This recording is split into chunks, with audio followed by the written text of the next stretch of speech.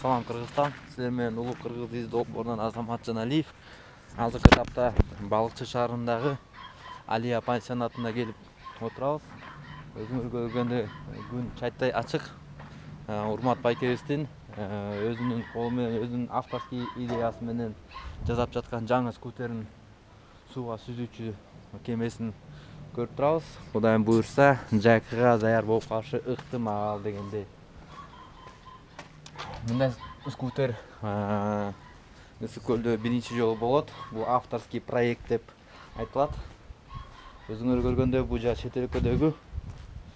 чет өлкөдөгү современный жаңы технологиядан колдонулуп жасалышы ыктымал. Менин билишим боюнча буга 3-4 адам батат. Ушу менен буюрса көлдү кыдырып чыксак да болот. Келип тургула. Балыкчы шаарында. Аты кандай болуп калат мунун? Аты коюлду дейт. Улуу Кыргыз изи деп бир сунуштап көрөлү. Урмат Байкебевге. Ошо кыскача видео репортажымды даярдадым. Көлдө аба ырайы 14-16 градус жылуу. Күн ачык, көлгө түшсө болот.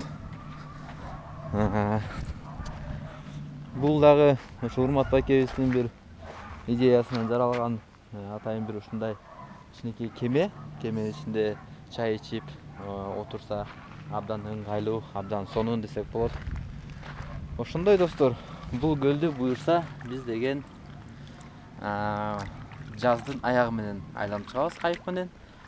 Ошо балыкчыдан старт башталат жана балыкчыдан бүтөт.